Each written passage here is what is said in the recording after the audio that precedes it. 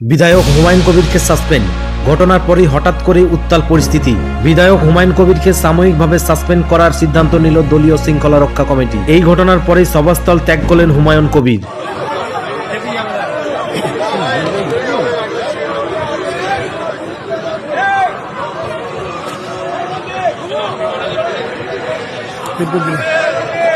এই ঘটনাকে ঘিরে রাজনৈতিক মহলে শুরু হয়েছে তীব্র চর্চা ও আলোচনা। সূত্রের খবর অনুযায়ী দলীয় শৃঙ্খলা ভঙ্গ এবং একাধিক অভিযোগের ভিত্তিতে বিধায়ক হুমায়ুন কবিরকে সাসপেন্ড করা হয়েছে এবং তাকে সাসপেন্ড করার পরেই মুখ্যমন্ত্রীর সভা শুরু হয়। মুর্শিদাবাদে তিনি থাকেন রেজিনগরে, আর ভরতপুরের তিনি বিধায়ক।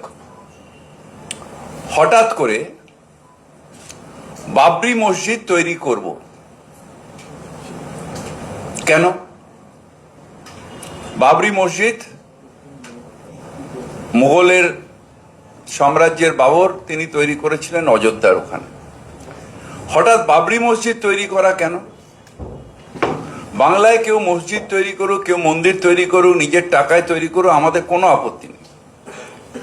কিন্তু বাবরি মসজিদ করা অর্থাৎ সেই যে ধর্ম অন্ধতার যে ঘা, বাবরি মসজিদ ডেমোলিশনের মধ্যে দিয়ে ভারতবর্ষের নেতারা তখন বলেছিলেন ভারতবর্ষের সব থেকে কালো দিন, সেইটাকে আবার উস্কে দেওয়া, অর্থাৎ ধর্ম অন্ধতার দিকে সমাজকে ঠেলে দেওয়া, সেই কাজটা তৃণমূল কংগ্রেস বিশ্বাস করে না।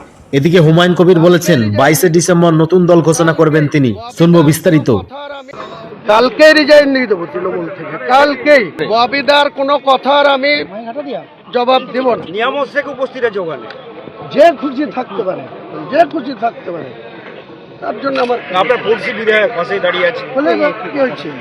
তিনি কলকাতায় আজকে ববি হাকিমের সঙ্গে মিটিং মিট করছে। যার সঙ্গে মিট করুক, উনি আমার কিছু বলার নেই। আমাকে সাসপেন্ড করেছে, আপনাদের মুখে শুনলাম।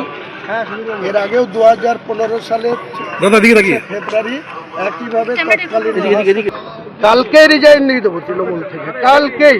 এবং 22 তারিখে মুর্শিদাবাদে নিজের দলের ওপেনিং